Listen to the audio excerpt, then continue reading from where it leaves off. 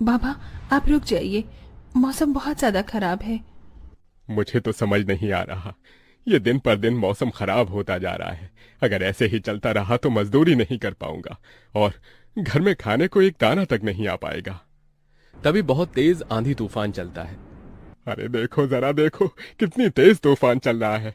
अरे महेश बेटा, तू झोपड़ी के ऊपर तिरपाल तो लगा कर आया था ना? हाँ बाबा, लगा दी थी तिरपाल। और उसके ऊपर तूने ईंटें रखी थी या नहीं? बाबा, ईंट रखना तो मैं भूल गया। महेश के इतना कहते ही झोपड़ी के अंदर बारिश की वजह से पानी टपकना शुरू हो जाता है। हे भगवान महेश, तूने ये क्या किया? तुझे मैंने कहा था बारिश और तूफान तेज है, तुझे ईंटें रख देनी चाहिए थी। मुझे लग रहा है कि तिरपाल उड़ गई। चल चल मेरे साथ चल।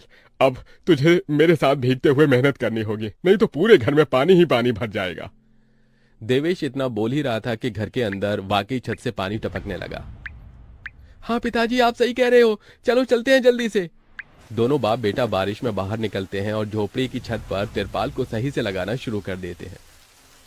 अरे बेटा, ईंट को अच्छे से रखना, कहीं ईंट गिर न जाए। ठीक है पिताजी, सही सही रखूंगा। महेश इतना कहकर अच्छे से ईंट से तिरपाल को दबाने लगता है, जिससे छत ढक जाती है और झोपड़ी में पानी टपकना बंद हो जाता है। लेकिन इसी के चलते हुए बेचारे दोनों के दोनों बहुत बुरी तरह भीग जाते हैं। अरे चलो बेटा, बहुत ठंड हो रही है, बाहर घर में चलते हैं। चलो, बरसात में मौसम बिल्कुल ठंडा हो गया है। हाँ पिताजी, आपने बिल्कुल सही कहा, चलिए।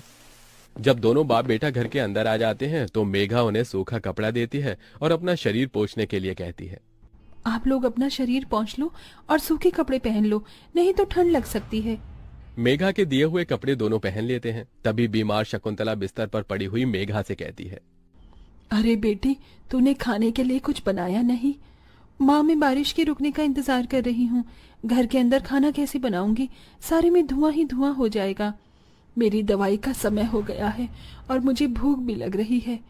ठीक है माँ, मैं कुछ करती हूँ। मेघा अपने सिर पर एक सफेद कट्टा रखकर बारिश से बचते हुए बाहर से कुछ ईंटें लाकर घर के अंदर ही छोटा सा चूल्हा बना लेती है और उसी पर खाना बनाना शुरू करती है। अरे बेटी, पूरे घर में धुआं ही धुआं हो गया है। पिताजी, खाना बनाना भी तो बहुत जरूरी था। मेघा जैसे तैसे करके जल्दी जल्दी खाना बना लेती है। वो खाने में नमक मिर्च वाले चावल ही बना पाती है। माँ, माँ उठो, ये लोग खाना खा लो। शकुंतला मेघा के हाथों से खाना खाती है। शकुंतला के पूरे शरीर को पैरालाइज हुआ था, जिसके कारण ना तो वो हिल सकती थी और ना ही वो उठ सकती थी। मेरी प्यारी बेटी, इतनी कम उम्र में तेरे ऊपर कितनी जिम्मेदारी आ गई। हम गरीबों का कुछ नहीं हो सकता है। इस गरीब झोपड़ी के अंदर हम कैसे कैसे दिन देखते हैं। कोई बात नहीं माँ, बच्चे समय के अनुसार बड़े होते हैं, लेकिन मैं समय से पहले बड़ी हो गई हूँ। आपको तो खुश होना चाहिए। मैं तो इस कदर लाचार हो गई हूँ कि तेरे सर पर हाथ रखकर तुझे आशीर्वाद भी नहीं दे सकती बेटा। शकुंतला की आंखों से आंसू निकल रहे थे। मेघा उसके आंसू पोंछकर अपनी मां को हौसला देती है, जिसके बाद वो अपने भाई और पिता के साथ बैठकर खाना खाती है। बारिश होती ही रहती है, लेकिन बारिश रुकने का नाम ही नहीं लेती। खाना खाकर वो सभी सो जाते हैं। आधी रात के समय जिस तरफ शकुंतला का बिस्तर होता है, वहां पर पानी टपकना शुरू हो जाता है। अरे ये क्या, पानी टपक रहा है। मेघा, मेघा, लगता है सो गई। अब मैं क्या करूं? ये पानी तो धीरे धीरे टपकता ही जा रहा है।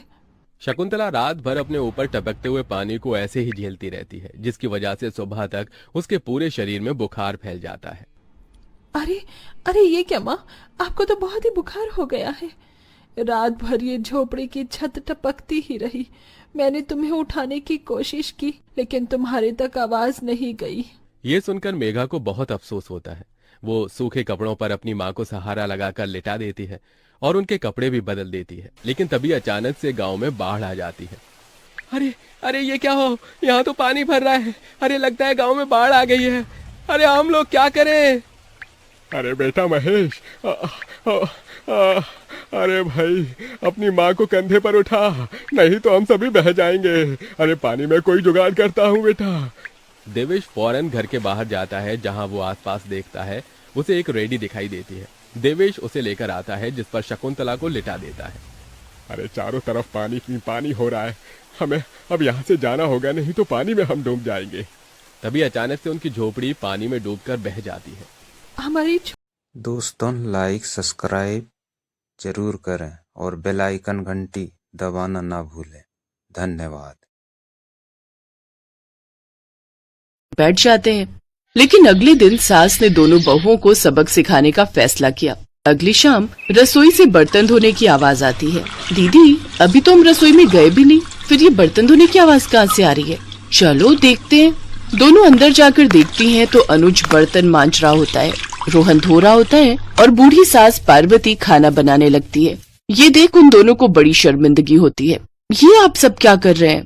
बहू, अब तुम दोनों से तो ना बर्तन धुलते हैं ना खाना बनता है, तो हमने सोचा हम खुद ही ये काम कर लेते हैं ताकि हमें रात की रसोई खाना तो नसीब हो।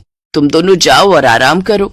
नहीं माँ जी, हमें माफ कर दीजिए, हमारी रहते आपको ये सब काम करना पड़ रहा है।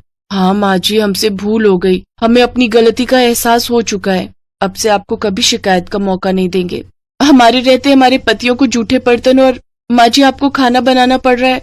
नहीं नहीं नहीं, आप सब बाहर जाइए, हम 1 घंटे में खाना बनाकर लाते हैं। अच्छा ठीक है, तुम कहती हो तो रहने देते हैं। चलो बेटा। माँ और बेटे बाहर आकर खूब हंसते हैं और एक दूसरे को आंख मारकर कहते हैं मिशन सक्सेसफुल।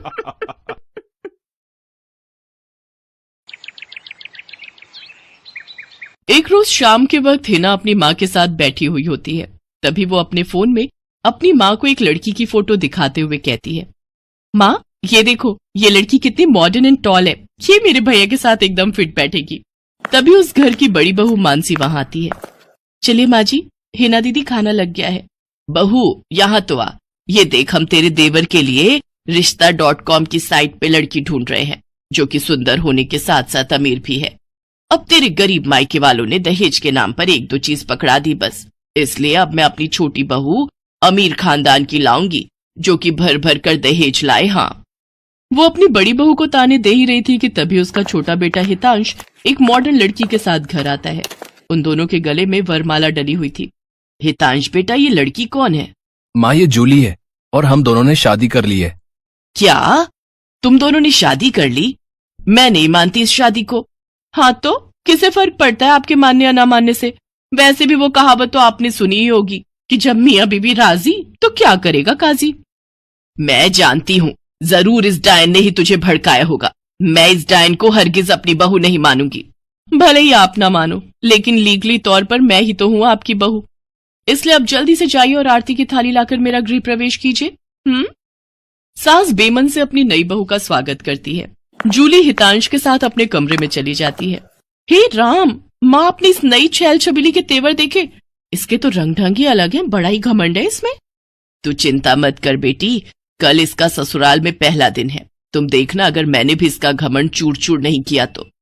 अगले दिन सुबह हितांश के पिता यानी जूली के ससुर अपनी पत्नी से कहते हैं, विमला देखो तो, सुबह के 10 बजने को हैं और ये नई बहू अभी तक अपने कमरे में सोई पड़ी है, और आज इसका रसोई में पहला दिन है और ये अभी तक अपने कमरे में है। तुम रुको जी, अभी मैं इसकी खबर लेती हूँ। नई बहू, अरे ओ नई बहू। कुछ देर बाद जूली वहां आती है। क्या बात है मम्मी जी, क्यों सुबह सुबह इस घर को मच्छी बाजार बनाकर रखा है? छोटी बहू, ये क्या तरीका है अपनी सास से बात करने का? हितांश, हितांश जरा बाहर आना तो। अब क्या हुआ जूली डार्लिंग? तुम चुपचाप से अपने बाप को समझा लो कि वो मुझसे तमीज में रहकर बात किया करे। पिताजी, आपने सुना जूली ने क्या कहा? नालायक, इस दिन के लिए पैदा किया है क्या तुझे कि तू अपनी बीवी का जोरू का गुलाम बन जाए? बस आपसे ही सीखा है पिताजी। जूली की सास खाने की लिस्ट नई बहू के हाथ में देती है और कहती है, ये ले, ये तेरी पहली रसोई की लिस्ट है, आज तुझे ये सब खाना हम सबके लिए बनाना है। और हाँ, उसके बाद किचन की साफ सफाई भी कर देना। सासू माँ, ना तो मैं खाना बनाऊंगी और ना ही सफाई करूंगी। बहू आई है घर में, कोई काम वाली बाई नहीं जो उसे आते ही काम बता दिए। भले ही ससुराल में मेरा पहला दिन हो, लेकिन इस पहले दिन से ही अब आप लोगों की जिंदगी बदलने वाली है। तो मेरी प्यारी ननद जी, पहले तो आप इस घर की साफ सफाई करोगी और सासू माँ आप बनाएंगी खाना, और वो भी मेरी पसंद का। मैं ये सब नहीं करूंगी, समझी? देवरानी जी, ये सब क्या कह रही हैं आप? हम इस घर की बहू हैं और ससुराल वालों का ख्याल रखना हमारा फर्ज है। जेठानी जी, इन जैसे फर्जी लोगों के लिए काहे का फर्ज? इनके साथ तो यही होना चाहिए। बड़ी जुबान चलती है तेरी। मैं तो तुझे छत से धक्का ही दे दूंगी, फिर तू भूतनी बनकर भटकती रहना। और ये हो गई आपकी कही बातों की सारी रिकॉर्डिंग। अब अगर सासू माँ